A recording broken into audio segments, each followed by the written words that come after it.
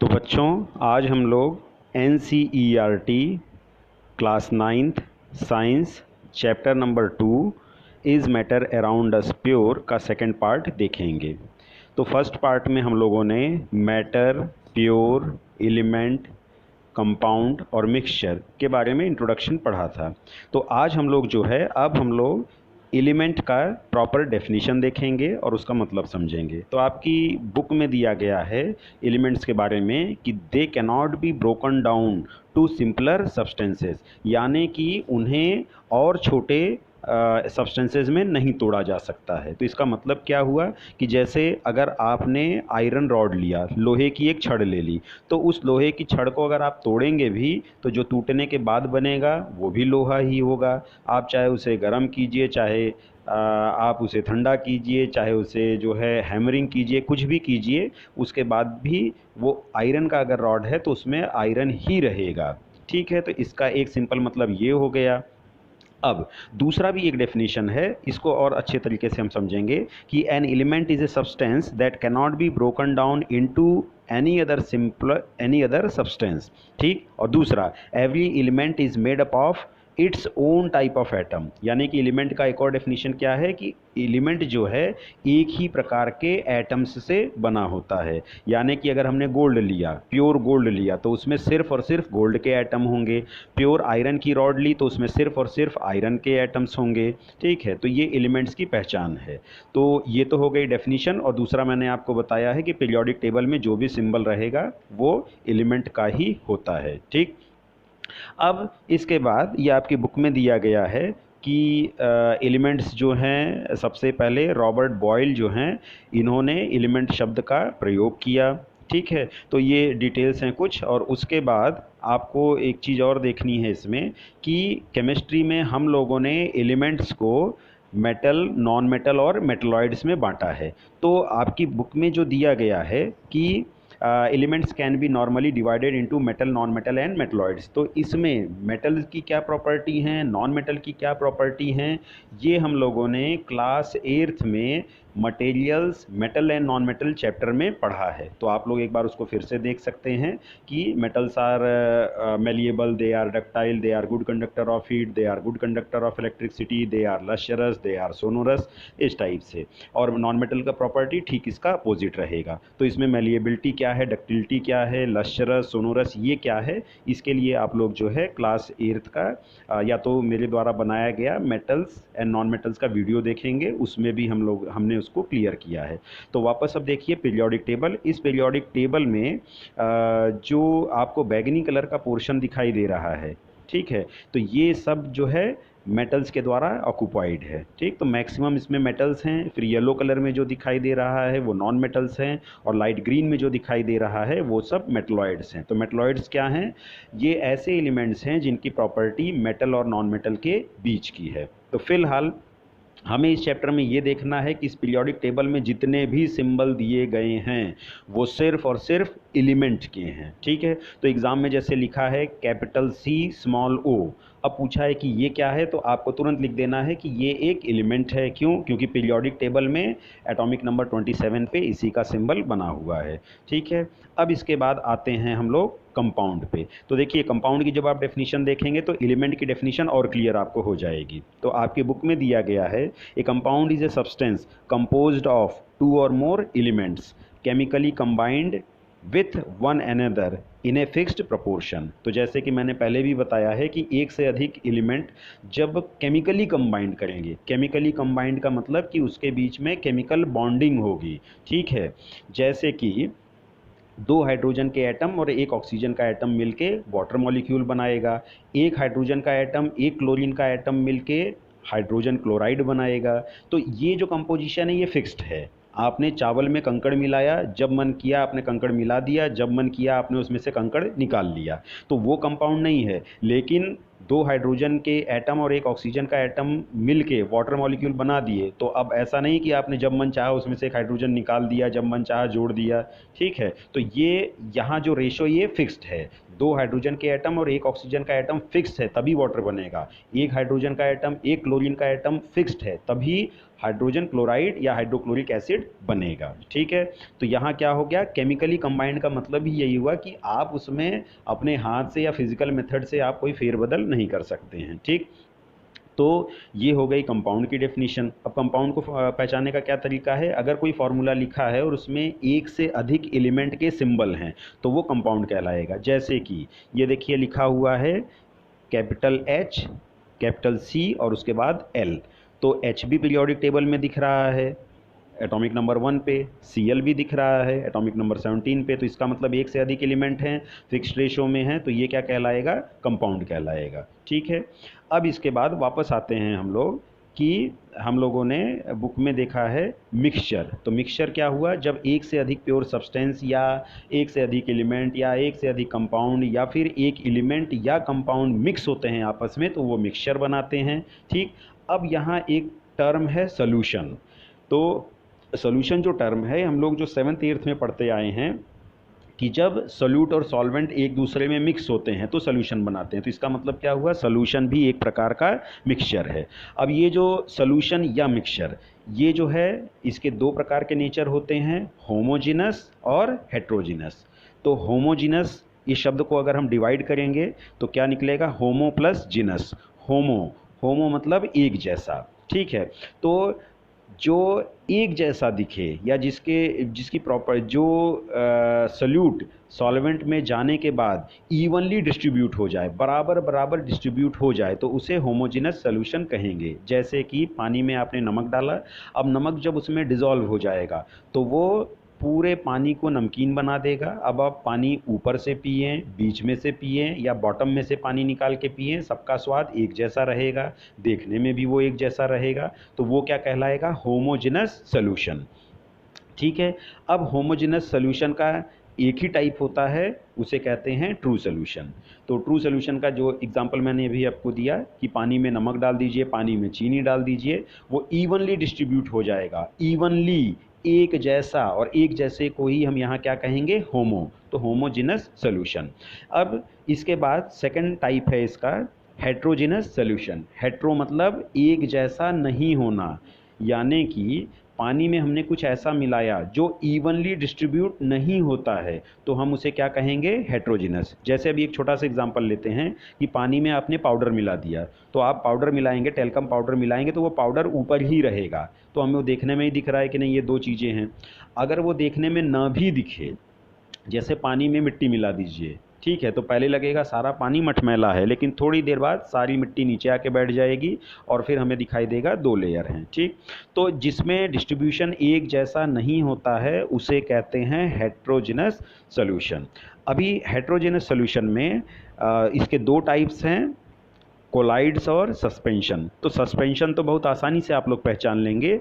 Collides जो है ये देखने में होमोजेनस लगेगा लेकिन इसकी प्रॉपर्टी हेट्रोजेनस होगी। तो चलिए सॉल्यूशन, कोलाइड्स और सस्पेंशन, इसको अब हम लोग डिटेल में पढ़ते हैं, ठीक है। अब इन तीनों को पढ़ने के पहले हम पर्यायवाची शब्द देखेंगे और तीनों का एक एक एग्जाम्पल दिमाग में फिट कर लेंगे और उसी एग्जाम्पल की मदद से हम लोग इसकी सारी प्रॉपर्टीज़ को हम लोग एक एक करके पॉइंट आउट करेंगे। तो सबसे पहले याद रखिएगा, अब जब भी जनरली अगर किताब में कहीं सोल्यूशन लिखा है, ठीक है, अब ध्यान दीजिएगा, जनरली अगर किताब में कहीं आप पढ़ रहे हैं और सोल्यूशन लिखा है तो इसका मतलब वो ट्रू सोल्यूशन की बात कर रहा है, इसका मतलब वो होमोजेनस सोल्यूशन की बात कर रहा है, ठीक है। अब इसका एग्जांपल क्या हो गया, सॉल्टी वाटर, यानी कि पानी में आपने NaCl डाल दिया, यही इसका एग्जांपल है। सेकेंड क्या हो गया, कोलाइड्स। अब एक बुक में या तो कोलाइड्स लिखा होगा या फिर कोलाइडल सोल्यूशन लिखा होगा, तो इसका एग्जांपल क्या दिमाग में रखेंगे, मिल्क। फिर तीसरा है सस्पेंशन, ठीक है, सस्पेंशन या सस्पेंशन सोल्यूशन, इसका एग्जांपल दिमाग में रखेंगे सैंड इन वाटर। अब देखिए ये तीन एग्जांपल की मदद से हम लोग इसकी प्रॉपर्टीज़ को अब पढ़ेंगे।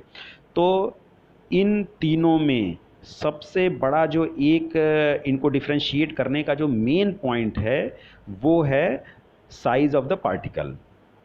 जब भी हमने सोल्यूशन बनाया या मिक्सचर बनाया तो एक में दूसरी चीज़ मिलाते ही हैं, ठीक है, ये पहला पॉइंट हो गया।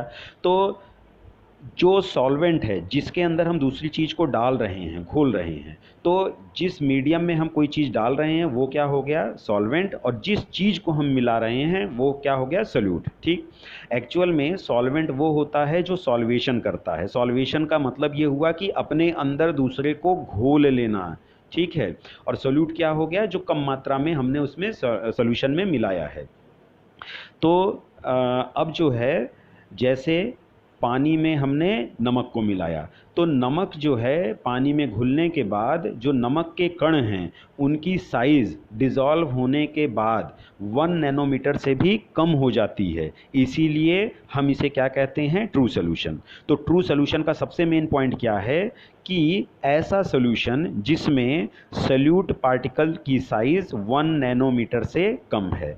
1 नैनोमीटर, नैनो का मतलब 10⁻⁻9 मीटर, ठीक है, तो 1 नैनोमीटर इक्वल टू 10⁻⁹ नैनोमीटर। तो अगर हमने सोल्यूशन में कोई चीज़ डाली और वो घुलने के बाद या पानी में जाने के बाद उस पार्टिकल की साइज़ 1 नैनोमीटर से कम हो गई तो हम उसे क्या कहेंगे, ट्रू सोल्यूशन। ट्रू सोल्यूशन क्या होता है, होमोजीनस सोल्यूशन होता है। ठीक, अब हमने पानी में कोई चीज़ मिलाई और घुलने के बाद या उसमें मिलने के बाद, पानी से मिलने के बाद उस सोल्यूट पार्टिकल की साइज़ 1 नैनोमीटर से 100 नैनोमीटर के बीच में अगर रहेगी तब हम उसे क्या कहेंगे, कोलाइडल सोल्यूशन। ठीक है, तो अगर पार्टिकल की साइज़ 1 नैनोमीटर से 100 नैनोमीटर के बीच में है तब हम उसे कोलाइडल सोल्यूशन कहेंगे। और तीसरा पॉइंट, सस्पेंशन।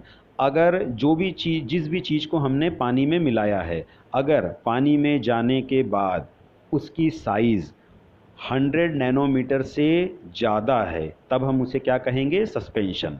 देखिए, यही पार्टिकल की साइज़ का ही इकलौता ऐसा पॉइंट है जो तीनों में अलग अलग है। सॉल्यूशन के लिए अलग है, कोलाइड्स के लिए अलग है और सस्पेंशन के लिए अलग है। इसके बाद जो है कई ऐसी प्रॉपर्टी आएंगी जो दो में एक जैसी होंगी, एक में अलग होंगी। ठीक है, तो अब हम लोग फिर एक सेकेंड पॉइंट पे आते हैं। दूसरा पॉइंट है फिल्ट्रेबिलिटी, यानी कि फ़िल्टर करना। अब इसके लिए पहले समझ लें कि फ़िल्टर कैसे किया जाता है।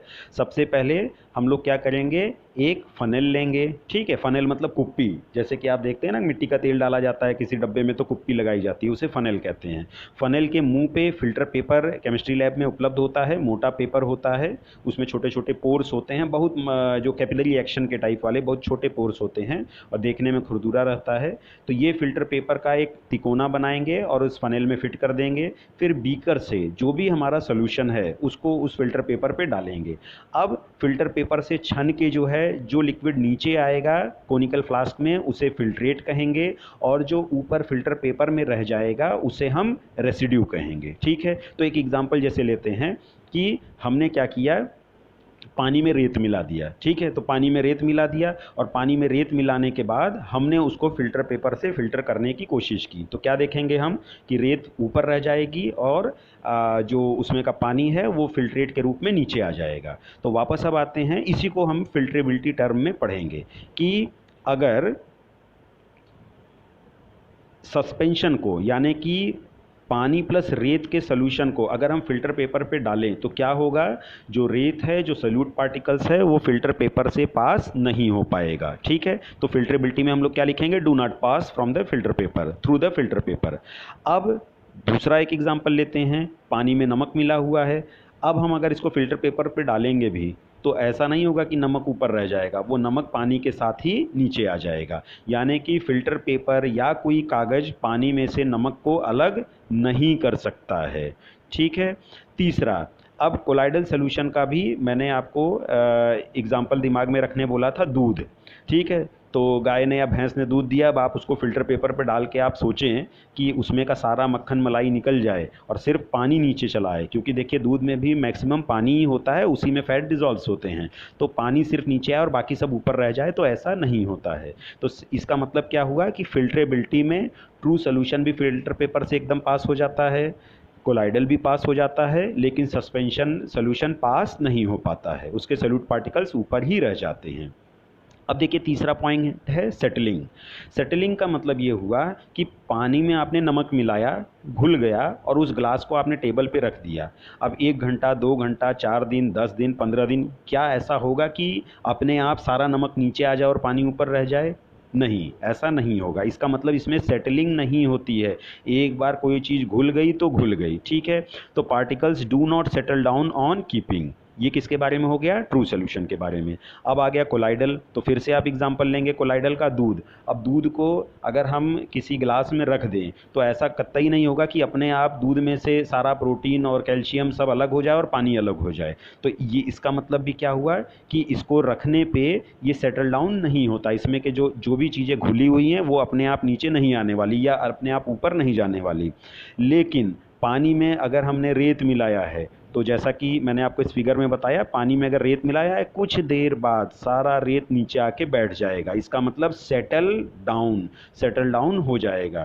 तो सस्पेंशन क्या दिखाता है? सेटलिंग प्रॉपर्टी दिखाता है। ठीक है बच्चों। अब इसके बाद फिर से आते हैं तीसरे नंबर पे, विजिबिलिटी। विजिबिलिटी का मतलब ये होता है कि हमने सॉल्वेंट में जो भी चीज़ घोली है, क्या वो हमें अपने आँख से दिखाई दे रही है? अगर दे रही है तो यस, नहीं दे रही है तो नो। तो देखिए फिर से हमने इसका ट्रिक क्या बताया है आपको? True solution. ट्रू सोल्यूशन का एग्जांपल क्या आया? पानी में नमक। तो क्या पानी में नमक घुलने के बाद नमक दिखाई देता है? नहीं। तो विजिबिलिटी क्या होगी इसकी? नो।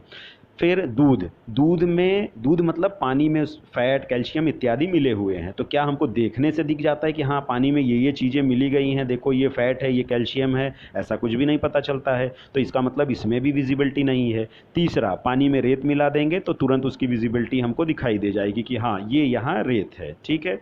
तो इसके ये हो गया विजिबिलिटी का पॉइंट। इसके बाद आ गया हम लोग अब इसके आगे एक इम्पॉर्टेंट पॉइंट देखते हैं, टिंडल इफेक्ट। ठीक है। अब ये टिंडल इफेक्ट को समझने के पहले इसकी डेफिनीशन को हम समझेंगे कि टिंडल इफेक्ट एक्चुअल में है क्या।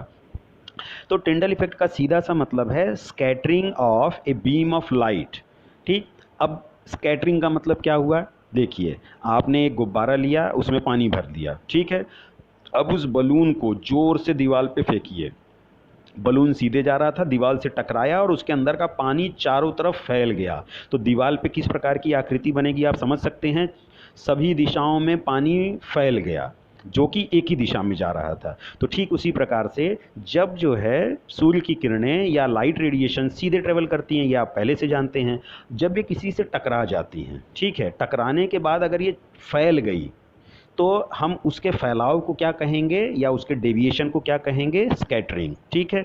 और यही स्कैटरिंग की प्रक्रिया जो है इसे हम लोग टिंडल इफेक्ट कहेंगे। अब टिंडल इफेक्ट कब कहेंगे? जब ये स्कैटरिंग छोटे छोटे पार्टिकल्स के द्वारा होगा, यानी कि scattering of light by small suspended particles या very small particles is known as Tyndall effect. ठीक है। अब टिंडल इफेक्ट के बारे में हम लोग जो है, देखिए आपके बुक में भी दिया गया है, बुक में एक फिगर दिया गया है कि एक ग्लास में आप लोग जो है पानी में नमक डाल के रख देंगे और टॉर्च जलाएंगे, ठीक है, उसके साइड से। तो आप देखेंगे कि वो पूरी रोशनी आर पार हो गई, लेकिन कुछ ग्लास में अलग विशेष नहीं दिखाई दिया। लेकिन अगर आप जो है पानी या दूध ले लें, उसमें से टॉर्च को की रोशनी पास कराएं, तो क्या होगा कि वो जो दूध ग्लास में जहाँ दूध है वहाँ से जब रोशनी गुजरेगी तो वो पूरा पोर्शन चमकने लगेगा, ग्लो करने लगेगा। ठीक है। इसका एक और एग्जांपल है कि जैसे हम लोग जब खादी के कपड़े पहनते हैं तो उसको माड़ी देते हैं, ठीक है, स्टार्च। तो ये मार्केट में स्टार्च के नाम से मिलता भी है, कपड़ों में लगाया जाता है। तो जब हम माड़ी देते हैं तो उस माड़ी को अगर आप उस स्टार्च को जब आप पानी में घोलते हैं तो जो सॉल्यूशन बनता है वो कोलाइडल सॉल्यूशन बनता है। क्यों कोलाइडल सॉल्यूशन बनता है? क्योंकि उस स्टार्च के पार्टिकल की साइज़ पानी में घुलने के बाद 1 नैनोमीटर से लेके 100 नैनोमीटर के बीच में रहती है, ठीक है, या 1 नैनोमीटर से 100 नैनोमीटर के बीच में रहेगी, तभी हम उसे कोलाइडल सॉल्यूशन कहेंगे। तो पानी में जब आप स्टार्च मिलाएंगे तो भी कोलाइडल सॉल्यूशन बनेगा। दूध जो है वो ऑलरेडी कोलाइडल सॉल्यूशन है।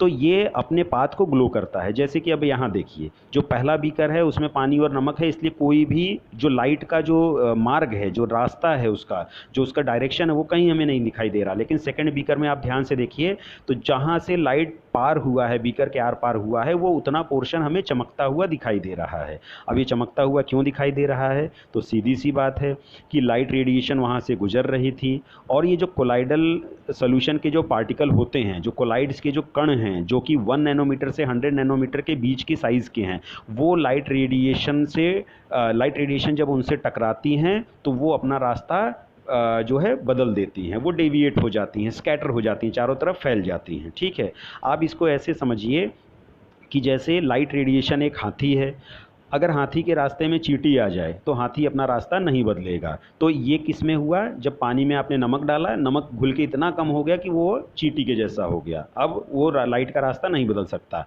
लेकिन यहाँ कोलाइडल सोल्यूशन में जो पार्टिकल्स हैं वो एक पेड़ के जैसे हैं। तो भाई हाथी के सामने पेड़ आएगा तो हाथी जो है या तो उससे टकराए या फिर थोड़ा सा अपना रास्ता बदल दे। तो यहाँ जब लाइट रेडिएशन कोलाइडल पार्टिकल से टकराती हैं तो वो अपना रास्ता बदलती हैं, और इसी दौरान चूंकि उस पार्टिकल से वो टकराई हैं, और टकराने के कारण वो जो छोटे छोटे पार्टिकल्स हैं, कोलाइडल के पार्टिकल्स हैं, वो चमकने लगते हैं। ठीक है, तो उसी चमक के कारण हमें ये ग्लो दिखाई दे रहा है। ठीक, तो ये क्या हो गया? Scattering of light by colloidal particles, और इसी को हम लोग क्या कहते हैं? Tyndall effect. ये टिंडल इफेक्ट जो है कई रूपों में आप लोग और भी देखे होंगे, जैसे कि एक एग्जांपल और देखते हैं। ये देखिए, अब ये पानी ले लिया और ये कोई जो है हमने कुछ और कलर्ड सोल्यूशन ले लिया, तो उसमें भी टिंडल इफेक्ट दिखाई देगा। या फिर ये आपके साथ अक्सर ऐसा हुआ होगा कि क्लास में आप बैठे हैं और ऊपर क्लासरूम में एकदम जो है छत के पास में जो झरोखा बना है, वहाँ से सूरज की रोशनी जब क्लास में अंदर आती है तो धूल के सारे कण चमकते हुए दिखाई देते हैं।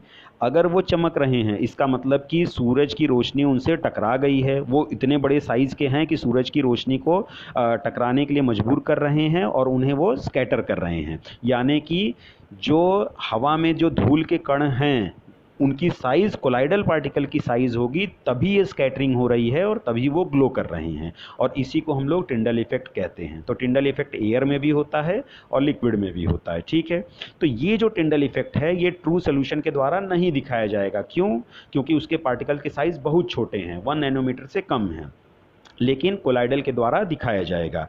अब इसके बाद अगर आप कहेंगे सर सस्पेंशन का क्या, सस्पेंशन टिंडल इफेक्ट दिखाता है या नहीं, तो देखिए भाई एक चीज़ हम ये बता दें आपको, सस्पेंशन बना कैसे कि एक मुट्ठी आपने रेत ले ली, सैंड ले लिया और पानी में डाल दिया। पानी में डाला, 5 मिनट बाद सारी रेत नीचे आके बैठ गई। ठीक है, नीचे आके बैठ गई तो अब वो लाइट की स्कैटरिंग नहीं कर रही है, वो सीधा ओपेक सोल्यूशन हो गया, उसने लाइट का रास्ता ही रोक दिया, वो अपने आर पार नहीं होने देगा। हाँ, लेकिन कुछ देर के लिए सस्पेंशन जो है वो टिंडल इफेक्ट दिखाता है इनिशियली, स्टार्टिंग में, जब रेत के छोटे छोटे कण ग्लास में आपने पानी में डाला, तो जब वो ऊपर से पानी की ऊपरी सतह से पानी के बॉटम की तरफ धीरे धीरे जब आ रहे थे, तो उस दौरान निश्चित रूप से थोड़ी बहुत स्कैटरिंग होगी। ठीक है, टिंडल इफेक्ट शो करेगा लेकिन परमानेंटली नहीं शो करेगा। जैसे ही सारे पार्टिकल सेटल डाउन होंगे, टिंडल इफेक्ट सस्पेंशन में ख़त्म हो जाएगा। ठीक है, तो चलिए अब जो है हम लोग कुछ और एग्जांपल्स स्टडी करते हैं ट्रू सोल्यूशन के। तो मैंने आपको पहले ही कहा था कि जैसे ही ट्रू सोल्यूशन आएगा एक एग्जांपल दिमाग में फिट रखेंगे और उसी से सारे पॉइंट्स को, सारे उसके प्रॉपर्टीज़ को आइडेंटिफाई कर लेंगे। तो और भी एग्जांपल्स हैं, जैसे कि एक तो ये हो गया sucrose dissolve in water, glucose dissolve in water, salt solution, lemon juice, urea in water, acetic acid का मतलब विनेगर। इसके बाद copper sulphate in water, copper sulphate नीले रंग का होता है, इसे नीला थोथा भी कहते हैं। ये जो है ये पानी में जब डालेंगे तो ये ट्रू सोल्यूशन बनाएगा। All ionic compounds in water, chemistry में जब हम लोग आगे कार्बन एनिड्स कंपाउंड पढ़ेंगे तो उसी में हम आपको आयोनिक कंपाउंड्स के बारे में डिटेल में बताएंगे, वो भी ट्रू सोल्यूशन बनाता है। इसके बाद आ गया इथेनॉल इन वाटर, इथेनॉल क्या होता है ये भी हम लोग कार्बन एनिड्स कंपाउंड में पढ़ेंगे कि ये अल्कोहल है और इसके बारे में डिटेल पढ़ेंगे।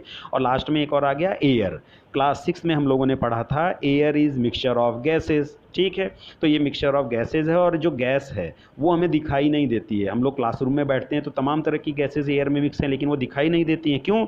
क्योंकि वो ट्रू सोल्यूशन बना रही हैं, उसके कण इतने छोटे हैं कि लाइट की स्कैटरिंग नहीं कर सकते हैं, और जब तक स्कैटरिंग नहीं करेंगे लाइट उससे टकराएगी नहीं, टकरा के हमारी आंखों तक नहीं आएगी, तब तक वो हमें दिखाई नहीं देगा।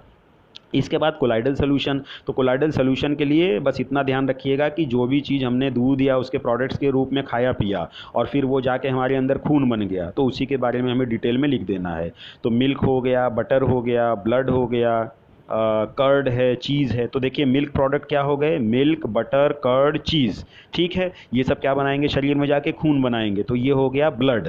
फिर उसके बाद और भी कुछ चीज़ें हैं जैसे कि paint, fog, smoke, mist et cetera. ठीक, तो अब इसके बाद आते हैं सस्पेंशन पे। सस्पेंशन का मैंने पहले ही बताया, पानी में आप रेत डाल दीजिए, वो हो गया, या फिर मडी वाटर हो गया। अच्छा, अब देखिए सस्पेंशन क्या है, हेट्रोजिनस मिक्सचर है। हेट्रोजिनस मिक्सचर के दो रूप हैं, कोलाइडल और सस्पेंशन। जो कोलाइडल है वो कन्फ्यूजिंग है, वो आँख को भी धोखा दे देता है क्योंकि देखने में लगता है कि होमोजिनस है। लेकिन सस्पेंशन की ये खासियत है कि ये देखने में ही पता चल जाता है कि एक से ज़्यादा चीज़ें हैं। जैसे कि पानी में तेल मिला हुआ है तो आपको दो लेयर दिख जाएगी, पानी ऊपर, तेल ऊपर और पानी नीचे, इसका मतलब कि ये सस्पेंशन है। पानी में पाउडर मिला दिया, पाउडर साफ दिखाई दे रहा है, पानी अलग दिखाई दे रहा है, इसका मतलब ये सस्पेंशन है। पानी में चौक मिला दीजिए, चौक अलग दिखाई दे रहा है, पानी अलग दिखाई दे रहा है। पानी में जो है धूल गंदगी मिला दीजिए, पानी में आटा मिला दीजिए। तो सबसे बड़ी खासियत तो इसकी सस्पेंशन की ये है कि ये हमको अगर ध्यान से देखें तो ऐसे ही उसके जो है दिख जाते हैं कि एक से अधिक चीज़ें इसमें मिली हुई हैं और हमारी आंखें उसको क्लियर कट देख पा रही हैं, तब तो कोई सवाल ही नहीं उठता कि ये होमोजिनस होगा। ठीक है, तो बच्चों इस प्रकार से जो है इसको आप लोग डिटेल पढ़ेंगे। अब लास्ट में एक चीज़ और हम बताना चाहेंगे आपको कि ये जो है आपके बुक में पेज नंबर 18 पे कॉमन एग्जांपल्स ऑफ कोलाइड्स दिए गए हैं। ठीक है, तो इसमें एक्चुअल में है क्या कि जैसे एक एग्जांपल हम लोग लेते हैं, पहला एग्जांपल लेते हैं डिस्पर्स्ड फेज, यानी कि ये सोल्यूट के इक्विवेलेंट है, और डिस्पर्सिंग मीडियम ये सॉल्वेंट के इक्विवेलेंट है। चीज़ें वही हैं, बस नाम बदल दिया है। सोल्यूट और सॉल्वेंट का इस्तेमाल हम लोग ट्रू सोल्यूशन के लिए करेंगे। जैसे ही कोलाइडल की बारी आएगी हम लोग सोल्यूट को डिस्पर्स्ड फेज बोलेंगे और सॉल्वेंट को डिस्पर्सिंग मीडियम कहेंगे। तो देखिए जब हवा में लिक्विड के कण मिल जाते हैं, मिक्स हो जाते हैं और उनकी साइज़ 1 नैनोमीटर से 100 नैनोमीटर के बीच में होती है, तब हम उसे एरोसॉल कहेंगे। आपको बस यहाँ कोलाइडल में यही चीज़ याद करनी है कि सोल्यूट किस स्टेट में है, सॉल्वेंट किस स्टेट में है और उस कॉम्बिनेशन को क्या कहते हैं। तो एरोसॉल कहते हैं, जैसे कि फॉग हो गया, क्लाउड हो गया, मिस्ट। तो क्लाउड्स का मतलब बादल। भाई बादल कैसे बनते हैं कि एटमॉस्फेयर में ऊपर जो है वाटर वेपर जब जाके कंडेंस होके वाटर ड्रॉपलेट्स बनाते हैं तब वो बादल कहलाते हैं। यानी कि हवा में पानी के कण, यानी कि हवा यानी कि गैस, और पानी के कण यानी कि लिक्विड। तो इसमें जो है आप देख सकते हैं कि डिस्पर्सिंग मीडियम क्या हो गई, हवा यानी कि गैस, और डिस्पर्स्ड फेज क्या हो गया, लिक्विड यानी कि पानी। तो इसे हम लोग क्या कह देंगे, एरोसॉल कह देंगे। ठीक है, अब इसके बाद सेकंड आ गया कि अगर हवा में सॉलिड पार्टिकल्स मिले होंगे तो उसे हम लोग एरोसोल कहेंगे। देखिए दोबारा एरोसोल नाम आया है, जैसे कि धुआं। तो धुआं किस चीज़ का बनता है, क्लास 8th में हम लोगों ने पढ़ा है कि हवा में जब अनबर्न्ड कार्बन पार्टिकल मिक्स हो जाते हैं तभी धुआं बनता है। तो एक्चुअली में बच्चों एक करेक्शन इसमें करना है कि ये जो एरोसॉल की जगह यहाँ एक्चुअल शब्द होना चाहिए सॉलिड एरोसॉल। ठीक है, ये आप लोग क्लास से 10th के बाद 11th में पढ़ेंगे कि इसे हम लोग सॉलिड एरोसॉल कहते हैं। तो इसी प्रकार से देखिए अलग अलग इसमें एग्जांपल्स दिए गए हैं, बस आपको इसमें एग्जांपल सहित इसको याद कर लेना है। अब जिस एग्जांपल को मैं बार बार दोहरा रहा था, मिल्क एक्चुअल में क्या है, इमल्शन है। इमल्शन क्यों है, क्योंकि ये लिक्विड में लिक्विड को मिक्स किया गया है। कैसे भाई, पानी, दूध में पानी होता है तो पानी में हमने क्या मिक्स किया है, फैट यानी कि अगर वो लिक्विड स्टेट में हो तो हम उसे ऑयल कहेंगे। तो जाहिर सी बात है कि दूध में जो मलाई पड़ती है वो फैट है, फैट लिक्विड स्टेट में है और पानी खुद भी लिक्विड स्टेट में है। तो लिक्विड और लिक्विड जब मिक्स होगा तो उसे हम क्या कहेंगे, उस सोल्यूशन को इमल्शन कहेंगे। ठीक है, अब एक चीज़ हम आपको यहाँ बता दें कि आप जितना भी डिस्पर्स्ड फेज और डिस्पर्स मीडियम देखेंगे, कहीं आपको गैस इन गैस का कॉम्बिनेशन नहीं मिलेगा। मतलब ऐसा नहीं दिखेगा कि इधर भी गैस लिखा है और उधर भी गैस लिखा है। ठीक है, दोनों तरफ गैस नहीं मिलेगा। क्यों, क्योंकि अगर गैस में गैस को मिक्स करेंगे तो क्लास 6 में हम लोगों ने क्या पढ़ा था, air is homogeneous mixture of gases. Air क्या होती है, ये गैसेस का मिक्सचर है, और जब भी एक गैस दूसरे गैस में मिक्स होगी वो हमेशा होमोजिनस ही रहेगी। और यहाँ हम लोग कोलाइड्स के बारे में पढ़ रहे हैं जो कि हेट्रोजिनस है, तो इसलिए गैस इन गैस का जो एग्जाम्पल है वो कोलाइड्स में आ ही नहीं सकता है। ठीक है, तो ये चीज़ हो गई। और एक चीज़ अंत में आपके यहाँ दिया हुआ है, कॉन्सेंट्रेशन ऑफ सोल्यूशन, आपकी बुक में दिया गया है। ये एकदम प्योरली मेंटल एबिलिटी वाला क्वेश्चन है। जैसे कि अब एक आपको हम इसमें बताएं, 3 टाइप से हमें आंसर निकालना है कि भाई हमने जो है सॉल्यूशन ले लिया, ठीक है, या जैसे ऐसे करिए कि पानी ले लिया, पानी में हम लोगों ने पानी का वज़न हमने नाप लिया कि भाई ठीक है पानी का वज़न कितना है, कितने ग्राम है, और उसके बाद हम लोगों ने उसमें मेज़र करके नमक डाल दिया, नमक का भी हमने वज़न ले लिया। ठीक है, अब तो मान लीजिए पानी हमने 100 ग्राम लिया और नमक हमने 50 ग्राम लिया। तो अब आपसे पूछेगा, 3 तरीके से क्वेश्चन पूछेगा। पहले पूछेगा mass by mass percentage of solution. ठीक है, मास बाई मास, तो देखिए एकदम सिंपल है, मास बाई मास, पहला शब्द क्या आया, मास, तो हम आप लोग इसे न्यूमरेटर में क्या लिखेंगे, मास। ठीक है, तो मास ऑफ सोल्यूट। उसके बाद क्या शब्द है, by, B Y by, by का मतलब होता है अपॉन, न्यूमरेटर अपॉन डिनोमिनेटर, तो ये जो अपॉन है इसको हम लोग बाई भी बोलते हैं। तो मास बाई मास, तो पहला मास आया मास ऑफ सोल्यूट, बाई का मतलब अपॉन, और दूसरा आया मास, इसका मतलब मास ऑफ सोल्यूशन। तो मास बाई मास का मतलब क्या हुआ, mass of solute upon mass of solution. इसके बाद शब्द है परसेंटेज, तो परसेंटेज का मतलब क्या हुआ, मल्टीप्लाइड बाई 100। ठीक है, तो मास बाई मास परसेंट का मतलब mass of solute upon mass of solvent into 100। ठीक, इसी प्रकार से देखिए फिर एक क्वेश्चन आया है, मास बाई वॉल्यूम परसेंटेज। तो ठीक है, पहला शब्द आया मास, तो हम क्या लिखेंगे, मास ऑफ सोल्यूट, बाई का मतलब अपॉन, वॉल्यूम का मतलब वॉल्यूम ऑफ सोल्यूशन, ऊपर सोल्यूट है नीचे सोल्यूशन है, तो मास बाई वॉल्यूम हो गया, परसेंटेज लिखा है यानी कि मल्टीप्लाइड बाई 100। फिर तीसरा क्वेश्चन पूछेगा कि वॉल्यूम बाई वॉल्यूम परसेंटेज, तो पहला शब्द क्या हो गया, वॉल्यूम, ये किसके लिए है, volume of solute, by, by का मतलब अपॉन, फिर से शब्द आया वॉल्यूम, तो ये किसके लिए है, वॉल्यूम ऑफ सोल्यूशन, फिर शब्द आया परसेंटेज यानी कि मल्टीप्लाइड बाई 100। ठीक है, तो ये 3 फॉर्मूले हैं और आपकी किताब में जो एग्जाम्पल दिया गया है, चलिए उसी को हम लोग सॉल्व करते हैं। A solution contains 40 gram of common salt in 320 gram of water. तो चलिए भैया इसमें जो नमक है, नमक का वजन कितना है, 40 ग्राम, पानी का वजन कितना है, 320 gram. Calculate the concentration in terms of, concentration बताना है, किस रूप में बताना है, 3 में से किस रूप में बताना है, मास बाई मास परसेंटेज। तो ये तो बहुत सिंपल हो गया, पहला मास हो गया मास ऑफ सोल्यूट, दूसरा हो गया मास ऑफ सोल्यूशन। सोल्यूशन कैसे बनता है, सोल्यूट प्लस सॉल्वेंट, यानी कि आपको सोल्यूट और सॉल्वेंट दोनों के मास को जोड़ना पड़ेगा, 40 और 320 दोनों को जोड़ना पड़ेगा। तो जब आप इसको सॉल्व करेंगे तो 40 अपॉन 360, ठीक है, मास ऑफ सोल्यूट और मास ऑफ सोल्यूशन इनटू 100 क्यों करेंगे, क्योंकि इसने क्या बोला है, calculate the concentration in terms of mass by mass percentage, हमें परसेंटेज के हिसाब से आंसर निकालना है, इसलिए मल्टीप्लाइड बाई 100 करेंगे और आंसर 11.1% आएगा। तो बच्चों जब भी न्यूमेरिकल आए तो एक नियम हमेशा बना लीजिए कि सबसे पहले एनसीईआरटी में जो सोल्यूशन दिया गया है उसे हम कायदे से समझेंगे, 1-2 बार सॉल्व करेंगे और उसके बाद ही फिर कठिन की तरफ आगे बढ़ेंगे। तो चलिए बच्चों, अब नेक्स्ट वीडियो में जो है इसका अगला पार्ट देखेंगे। तो thank you for watching this video.